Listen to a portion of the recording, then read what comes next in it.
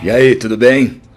Imagina você nos anos 60, 70, 80, 90, lendo uma HQ com o Flash. De repente você é transportado para 2023 e assiste ao filme The Flash. Tem gente dizendo que o filme é ótimo, outros estão dizendo que é um lixo. Qual é a real? E que ideias e referências ele traz dos quadrinhos? Bem-vindo ao HQ que eu lia e o filme que eu vi. Antes da gente começar, já sabe, né? Curte o vídeo, se inscreve no canal, clica no sino e pede para receber todas as notificações. Se você não faz isso, nosso canal fica menos relevante, chega para menos gente, cresce menos. E se você curte então nosso conteúdo, já dá o like aí e compartilha, mostra para aquela galera que você sabe que vai curtir e pede para eles se inscreverem também. Para quem está vendo pela primeira vez esse quadro, vou explicar rapidinho. Primeiro eu vou mostrar algumas HQs importantes com algum personagem do filme que saíram originalmente nos Estados Unidos até o ano 2000. Depois eu vou falar dos personagens do filme, como eles são nas HQs. Em seguida eu vou comparar a história do filme com a das HQs. E por fim, vou dar minha opinião sobre que obra é mais relevante ou interessante, as HQs clássicas ou o filme. Eu vou mostrar algumas coisas que eu tenho com o Flash. Eu tenho alguma coisa com Barry Allen, mas na maior parte do tempo que eu lia, o Flash era o Wally West. Então eu vou mostrar um pouco do que eu tenho com os dois. Como Flash só, não vou mostrar o Wally West como Kid Flash, não, só como Flash. Revista mais antiga que eu tenho com o Flash é Os Novos Titãs 7 de abril de 1986. O Flash aparece bem rapidinho com a Liga da Justiça em uma história do Monstro do Pântano. Super-Homem 36 de 1987, Barry morre durante a crise nas Infinitas Terras ao destruir o canhão de antimatéria do Anti-Monitor. Essa história foi republicada em Crise nas Infinitas Terras, edição definitiva da Panini de 2016. Super-Homem 37 de abril de 1987, Wally West decide se tornar o novo Flash para honrar o legado de Barry no final de Crise nas Infinitas Terras. E claro, foi republicada na crise definitiva aqui também. Os Novos Titãs 28 de abril de 1988. Wally, agora como Flash, se junta aos Jovens Titãs originais para ajudar a Moça Maravilha em uma missão. Histórias republicadas em Lendas do Universo DC, Os Novos Titãs 15 da Panini de 2021. Lendas 3 de abril de 1988. Wally é um dos heróis envolvidos no caos que se instaura na Terra após G. Gordon Godfrey liberar seu poder de ódio sobre a população. Republicado em Grandes Clássicos DC 10 da Panini em 2007. Os Novos Titãs 33 de abril de 1988 estreiam as histórias solo do novo Flash. Lenda 6, os heróis conseguem derrotar Godfrey e os planos de Darkseid. Decidem formar uma nova Liga da Justiça. Wally é convidado a integrar a nova equipe, mas declina. Também foi republicada nos Grandes Clássicos 10. Super Almanac DC 1 de abril de 1990. As origens do Flash Barry Allen e da Liga da Justiça são recontadas. Barry é um dos membros fundadores da Liga. Liga da Justiça Internacional 25 de 1991. Wally se une à Liga da Justiça Europa. História republicada em Lendas do Universo DC, Liga da Justiça 5 da Panini de 2020. Superpowers 20 de abril de 1991. Começam as aventuras solo da Liga da Justiça Europa. Histórias republicadas em Lendas do Universo DC, Liga da Justiça 6 da Panini de 2020. E Liga da Justiça por George Pérez da Panini de 2022, histórias clássicas da Liga com Barry como membro.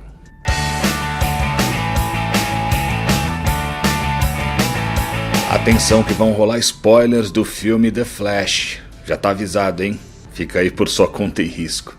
E, lógico, eu só vou falar de personagens que existem nos quadrinhos. Eu já falei sobre o Flash de Ezra Miller e o Batman do Ben Affleck no vídeo A HQ que eu lia e o filme que eu vi, Esquadrão Suicida. Tem cards aqui para quem ainda não assistiu.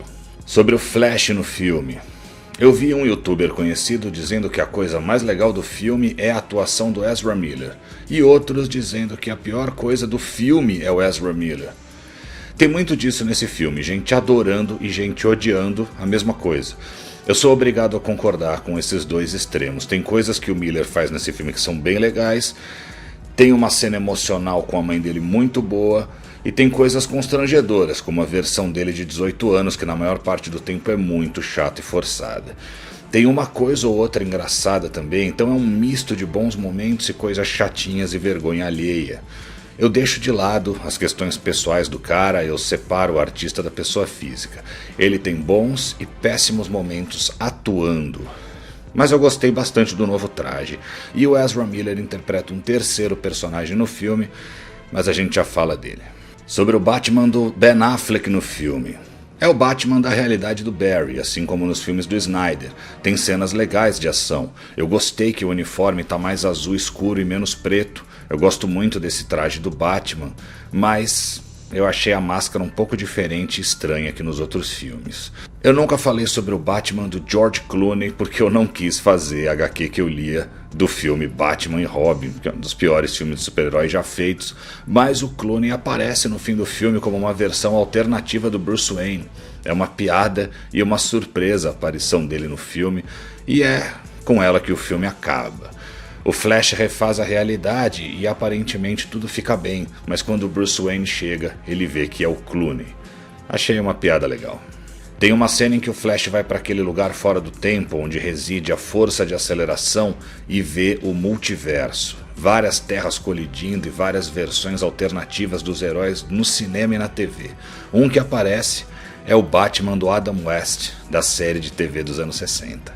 Eu já falei do Zod de Michael Shannon e da Faora Ul de Antje Troyer, eu não sei se eu falo certo o nome dessa moça, é muito complicado aqui pra mim, no vídeo, a HQ que eu lia e o filme que eu vi, O Homem de Aço. Sobre o Zod no filme, é a ameaça que os dois Flashes e o Batman do Keaton precisam enfrentar na realidade alternativa que criam. Ele quer o DNA da Supergirl para destruir a Terra. Ele e um exército de kryptonianos enfrentam os dois Flashes, o Batman e a Supergirl, mas se mostram uma força maior do que os heróis são capazes de enfrentar. O Zod, apesar de ser uma grande ameaça, não fala muito, não tem uma coisa importante dele no filme, então o talento do Shannon fica um pouquinho desperdiçado. Já falei sobre o Henry Allen nos quadrinhos no vídeo, a HQ que eu lia e o filme que eu vi, Liga da Justiça. Sobre o Henry Allen no filme, trocaram o ator. Nos filmes do Snyder, o pai do Flash era o Billy Crudup, agora é o Ron Livingston. Toda a premissa do filme é o Barry tentar inocentar o pai do assassinato da mãe dele. Ele consegue fazer isso, mas não fica claro no filme quem foi o real assassino da Nora Allen.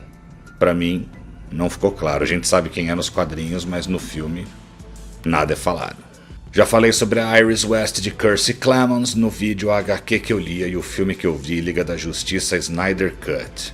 Sobre a Iris nesse filme, por ser um filme do Flash, eu achei a Iris muito subaproveitada. É uma repórter que investiga o assassinato da mãe do Barry e demonstra interesse por ele. É uma personagem que aparece muito pouco no filme.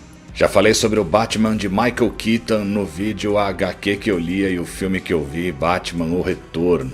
Sobre o Batman do Keaton no filme, é bem legal ver ele lá. O Batman do Keaton é o que eu mais gosto. As cenas de ação com ele são muito legais, mas os caras tinham o Keaton de volta como Batman. Que oportunidade para fazer o Batman do futuro. Sabe aquele do desenho, por exemplo? Dá um aceno para os fãs. Que oportunidade de fazer dele o Batman de O Cavaleiro das Trevas. Tinha muita coisa legal para fazer com o Batman mais velho, mas o filme não aproveita nada disso. O Flash cria uma realidade em que ele mesmo, o Barry, é um cara mais jovem de 18 anos e o Bruce Wayne é um cara velho de mais de 70 anos. Eles dizem que quando mexemos no tempo tudo pode acontecer, mas sério, pra mim não faz nenhum sentido. Eu achei que o Flash viajaria por várias realidades e aí ele ia coletando essas pessoas, né? A versão dele mais jovem, depois o Batman de outra realidade, depois a Supergirl. Mas não, tá todo mundo na mesma realidade. Ele só cria essa realidade alternativa com essa salada aí, Keaton, Supergirl, todo mundo junto. Eu achei que foram umas opções de roteiro meio esquisitas e pouco criativas. Mas é demais ver o Keaton lá como Batman, de qualquer forma. Já falei sobre o Alfred de Jeremy Irons, o Aquaman de Jason Momoa e o Superman de Henry Cavill no vídeo, a HQ que eu lia e o filme que eu vi, Batman vs Superman, A Origem da Justiça. Sobre o Alfred no filme, o Irons aparece bem pouco, passando umas instruções para o Flash ajudar o Batman. Sobre o Aquaman no filme, o Momoa aparece só na cena pós-créditos, uma cena de humor que não acrescenta nada à história e não tem muita graça. Sobre o Superman do Henry Cavill no filme, ele aparece só como uma imagem feita em CGI.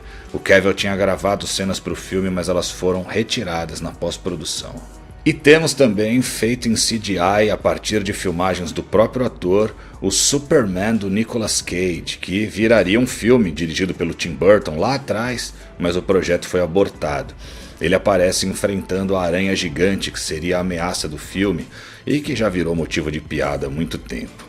Eu sabia que o Cage estaria no filme porque as pessoas ficam espalhando spoilers, mas eu achei que ele teria participação ativa na história. Mas não, é só uma graça para os fãs quando o Flash vai para aquela realidade fora do tempo e tem um vislumbre do multiverso. Outro Superman que aparece em CGI é o George Reeves, da série de TV dos anos 50. Tem mais Superman por aí, mas a gente já fala dele. Eu falei sobre o Tom Curry de Temuera Morrison no vídeo HQ que eu lia e o filme que eu vi, Aquaman. O Temuera faz uma aparição rápida mostrando que na realidade que o Barry cria, nunca nasceu um Arthur Curry, ou seja, não existe Aquaman.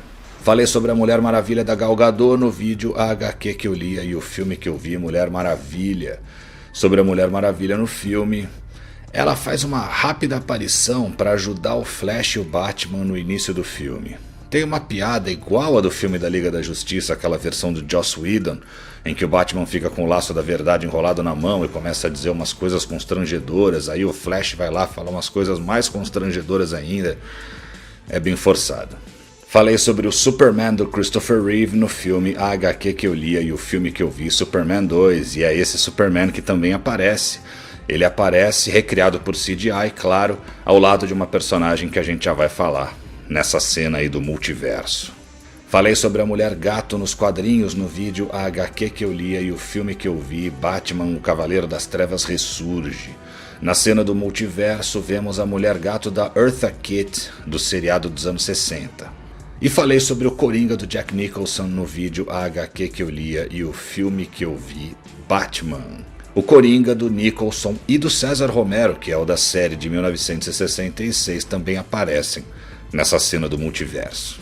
O Flash sombrio ou Flash negro, não tá claro pra mim qual dos dois é a inspiração para esse personagem do filme, porque ele não é chamado pelo nome, é o terceiro personagem interpretado pelo Ezra Miller.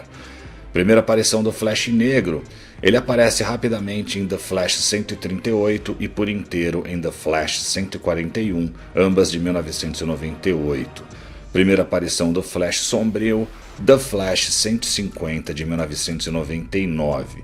O Flash negro foi criado por Grant Morrison, Mark Millar e Ron Wagner. O Flash sombrio foi criado por Mark Waid e Paul Pelletier. A Flash 138 e 141 foram republicadas em Flash por Grant Morrison e Mark Millar da Panini de 2021.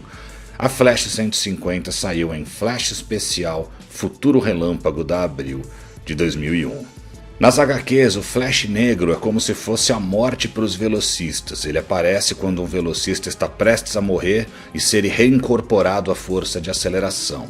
O Flash sombrio era uma versão maligna do Flash Wally West, de outra realidade.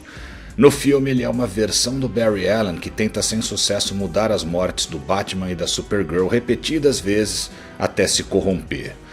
É um dos vilões do filme, tem um visual meio esquisito. A Supergirl é interpretada por Sasha Calle, ou Sasha Calle, eu não sei como se pronuncia o sobrenome dela.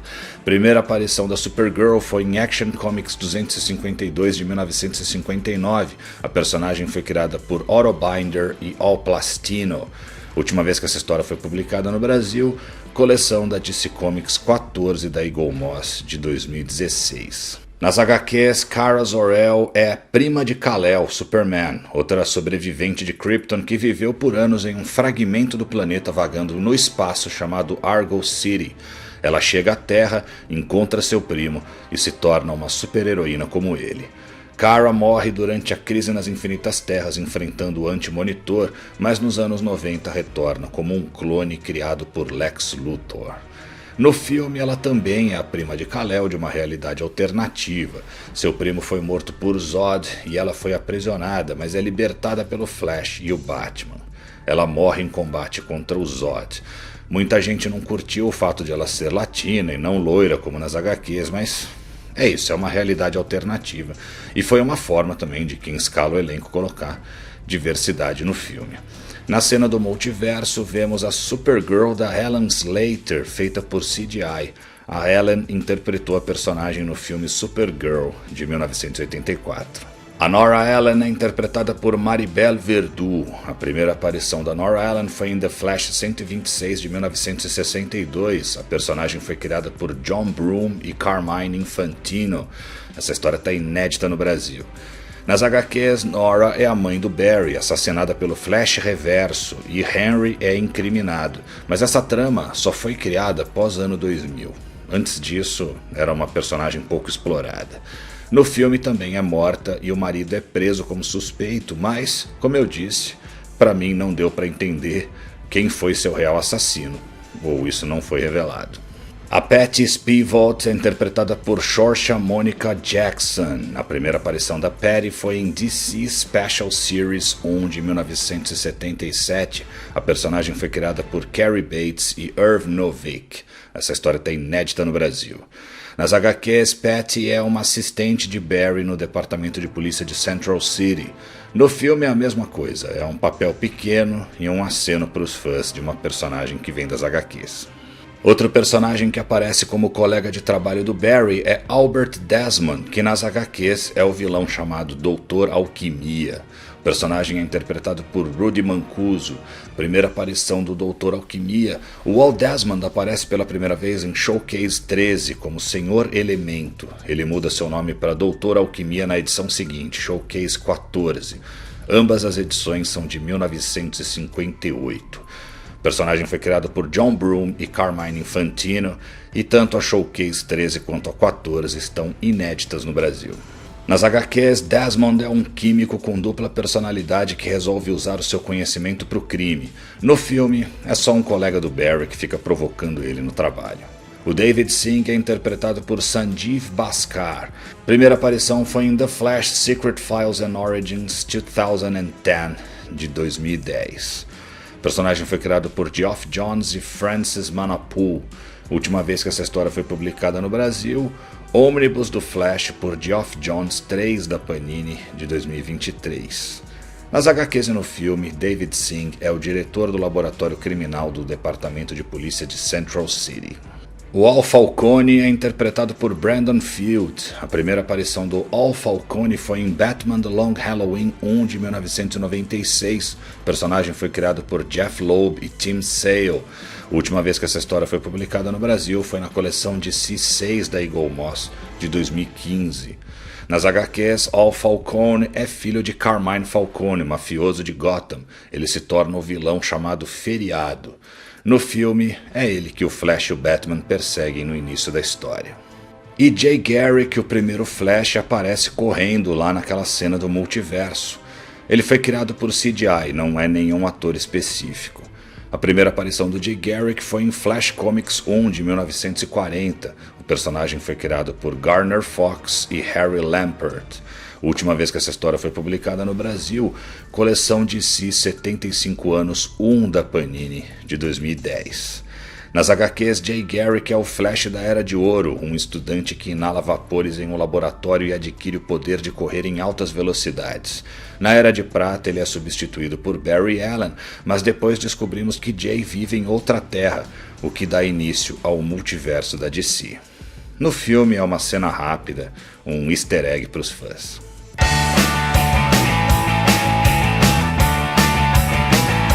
Barry Allen percebe que, ao correr em velocidades maiores que a luz, começa a voltar no tempo. Ele decide impedir o assassinato da sua mãe, mas acaba criando uma terra paralela e vai aprender importantes lições sobre alterar a realidade. Nas HQs, a força de aceleração foi introduzida na fase do Mark Waid, que está saindo agora no Brasil na saga do Flash. A primeira aparição da força de aceleração foi em The Flash 91, de 1994. A força foi criada por Mark Waid, claro. A última vez que essa história foi publicada no Brasil, coleção DC 70 anos 4 da Panini de 2008, mas deve sair de novo em breve na saga do Flash. O pai de Barry é preso na penitenciária Iron Heights, que existe nas HQs. Ela aparece pela primeira vez em Flash Iron Heights de 2001. A penitenciária foi criada por Geoff Johns e Ethan Van Sciver. Essa história foi publicada em Flash Epidemia da Abril de 2002. Na realidade alternativa que Barry cria, De Volta para o Futuro foi estrelado por Eric Stoltz. O Stoltz ia interpretar o Marty McFly na vida real aqui, na nossa vida, mas Robert Zemeckis viu que não estava funcionando e o substituiu por Michael J. Fox, que era a sua escolha inicial, mas que não tinha tempo porque estava trabalhando na série Caras e Caretas. O Michael J. Fox acabou filmando quase tudo durante a madrugada para conseguir conciliar as duas produções. Na Batcaverna do Batman de Michael Keaton, o Flash de 18 anos acha o saco de risadas do Coringa que a gente vê no primeiro filme do Tim Burton. No filme, Barry pede para o Batman do Keaton amarrá-lo a uma cadeira para que ele receba um raio e ganhe de novo seus poderes. Isso acontece bem parecido nas HQs, na saga Flashpoint, mas nos quadrinhos o Batman da realidade alterada era o Thomas Wayne, o pai do Bruce. A cena das terras colidindo no multiverso é uma referência à crise nas infinitas terras.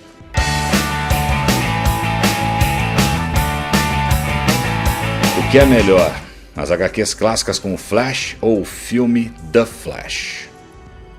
É o melhor filme já feito de super-heróis da história. É uma completa merda. Tinha gente falando essas duas coisas do mesmo filme no YouTube. Aí eu já saquei que devia ser uma produção mediana.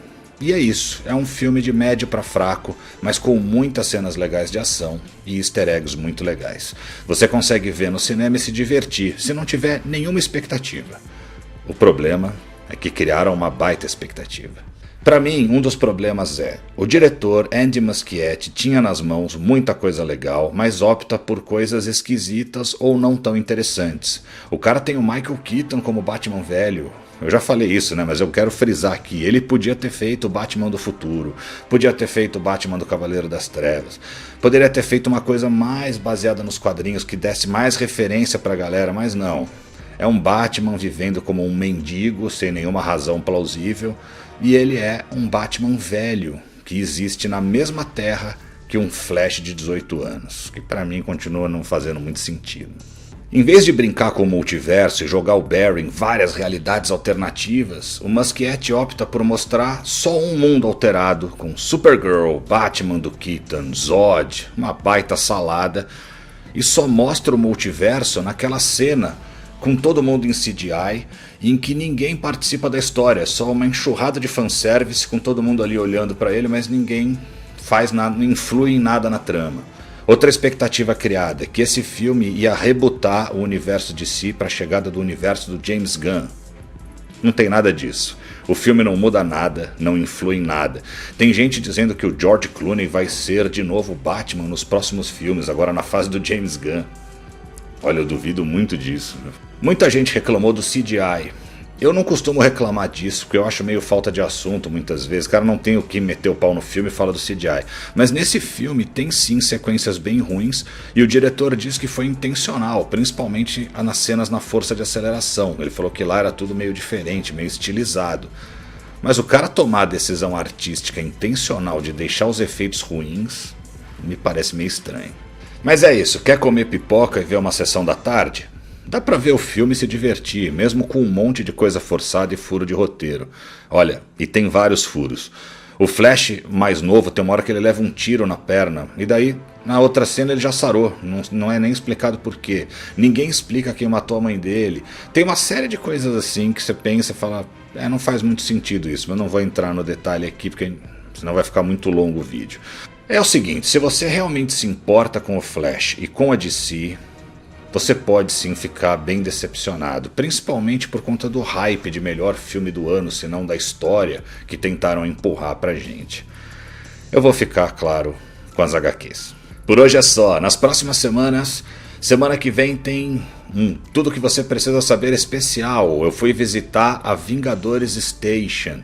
Tá rolando aqui em São Paulo uma exposição muito legal dos Vingadores no cinema, que normalmente fica em Las Vegas. É um conteúdo bem legal e eu fui lá, vou mostrar tudo pra vocês.